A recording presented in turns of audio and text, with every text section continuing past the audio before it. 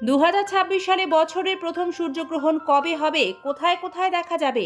ভারত ও বাংলাদেশে এই সূর্যগ্রহণের সঠিক সময়সূচি, বছরের প্রথম সূর্যগ্রহণের তারিখ, সময়, স্থান, কাল, প্রকৃতি এবং সূর্যগ্রহণে গর্ভবতী মায়েদের বিশেষ সতর্কতা কি কি থাকবে বিস্তারিত দেখবেন আজকের এই ভিডিওতে।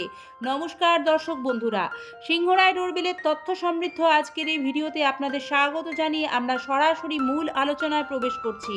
17ই ফেব্রুয়ারি 2026 এই বছরের প্রথম সূর্যগ্রহণ, এটি মঙ্গলবার পড়ছে। 2026 সালের 17ই ফেব্রুয়ারি যে সূর্যগ্রহণটি হবে তা বলয়াকার সূর্যগ্রহণ। কি এই বলয়াকার সূর্যগ্রহণ, যা সাধারণভাবে আগুনের বলয় নামে পরিচিত? জ্যোতিষশাস্ত্র ও ধর্মীয় দৃষ্টিকোণ থেকেও এই গ্রহণকে গুরুত্বপূর্ণ মনে করা হচ্ছে। এই ধরনের সূর্যগ্রহণে চাঁদ সূর্যের সামনে অবস্থান করলেও সূর্যকে সম্পূর্ণভাবে ঢেকে ফেলতে পারে না, ফলে সূর্যের চারপাশে একটি উজ্জ্বল বৃত্ত তৈরি হয়, যা দেখতে আগুনের বলয়ের মতো লাগে। এই কারণেই একে বলয়াকার বা বলয়গ্রাস সূর্যগ্রহণ বলা হয়। নাসার তথ্য অনুযায়ী চাঁদ যখন তার কক্ষপথে পৃথিবী থেকে কিছুটা দূরে থাকে এবং একই সঙ্গে সূর্যের সামনে আসে, তখন এই বিশেষ পরিস্থিতির সৃষ্টি হয়। চাঁদের আকার তখন সূর্যের তুলনায় সামান্য ছোট দেখায়, ফলে চারপাশে আলো ছড়িয়ে পড়ে। এবার দেখে নিন ভারত ও বাংলাদেশে এই সূর্যগ্রহণের সময়সূচি। ভারতের ক্ষেত্রে বছরের প্রথম সূর্যগ্রহণ শুরু হচ্ছে 17ই ফেব্রুয়ারি দুপুর 3:27 মধ্য সময় বিকাল 5:42, সমাপ্তি রাত 7:58। বাংলাদেশের ক্ষেত্রে এই সূর্যগ্রহণ শুরু হচ্ছে 17ই ফেব্রুয়ারি দুপুর 3:57, মধ্য সময় সন্ধ্যা 6:12, সমাপ্তি রাত 8:28। বিশেষভাবে এখানে বলার, ভারত ও বাংলাদেশে এই সূর্যগ্রহণ কিন্তু দেখা যাবে না। তাই সূর্যগ্রহণের কোনো সূতককাল ভারত ও বাংলাদেশের কোনো জায়গা থেকেই বৈধ হবে না। তবে কোথায় কোথায় এই সূর্যগ্রহণ দেখা যাবে, চলুন জেনে নেওয়া যাক। 17ই ফেব্রুয়ারির এই সূর্যগ্রহণ মূলত দক্ষিণ আমেরিকা, আফ্রিকার কিছু অংশ, আটলান্টিক মহাসাগর ও পার্শ্ববর্তী এলাকাগুলি থেকে স্পষ্টভাবে দেখা যাবে। যেহেতু দৃশ্যমান থাকবে, তাই ওই অঞ্চলগুলিতে সূতককাল বৈধ হবে। তবে ভারত ও বাংলাদেশে দৃশ্যমান হবে না, এমনটাই জানিয়েছেন বিশেষজ্ঞরা। মোট সব মিলিয়ে প্রায় 2 ঘন্টার বেশি ধরে সময় চলবে এই সূর্যগ্রহণের মহাজাগতিক ঘটনা। এবার আমরা জেনে নেব চিরাচরিত সূর্যগ্রহণের যে গর্ভবতী মায়েদের বিধিনিষেধ এবং যে নিয়মগুলি পালন করার কথা জানানো হয়।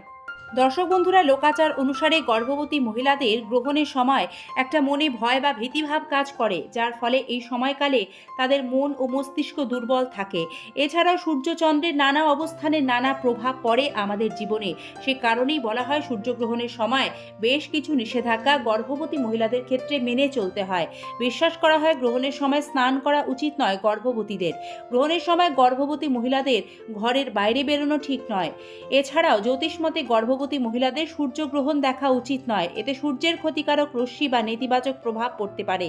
গ্রহণের সময় অনেকেই মানসিক চাপে থাকেন, তাই একেবারেই মানসিক চাপ নেবেন না গর্ভবতী মহিলারা। এ সময় বেশি করে শাস্ত্র পাঠ, যে যার ধর্মগ্রন্থ পাঠ করুন, এতে মন ইতিবাচক শক্তিতে পরিপূর্ণ থাকবে। গ্রহণের সময় ছুঁচ, কাঁচি, ছুরি, কোনো ধারালো জিনিস ব্যবহার করবেন না। সবজি কাটবেন না, সেলাই ফোড়াই করবেন না, হাত পা বেঁকিয়ে গর্ভবতী মহিলারা গ্রহণে বসবেন না। জ্যোতিষশাস্ত্র মতে গ্রহণ চলাকালীন সময় কারোর জন্যই খাবার খাওয়া ঠিক নয়, তাই আগে থেকে করা রান্নায় তুলসী পাতা দিয়ে রাখতে পারেন। গ্রহণ কখনোই খালি চোখে দেখবেন না, বিশেষ ব্যবস্থা গ্রহণ করে তারপরেই সূর্যগ্রহণ দেখা নিয়ম।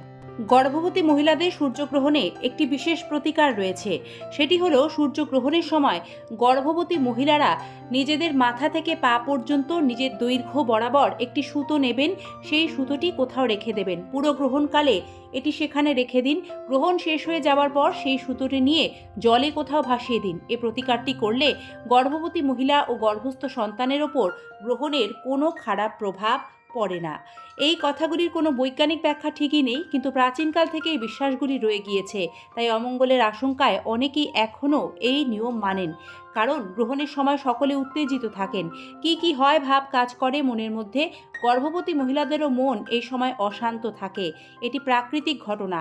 তাই গ্রহণের সময় এই নিয়মগুলি এখনও কেউ মানেন, আবার কেউ মানেন না। এটা যার যার ব্যক্তিগত পছন্দ। সকলেই সুস্থ থাকবেন, ভালো থাকবেন। তথ্য সমৃদ্ধ এই ধরনের ভিডিও দেখতে আমাদের আমাদের সাথে থাকবেন এবং সকলেই যাতে সূর্যগ্রহণ সম্পর্কিত এই বিশেষ বিষয়গুলি জানতে পারে সকলের মাঝে আজকের পর্বটি পৌঁছে দিন। ধন্যবাদ, নমস্কার।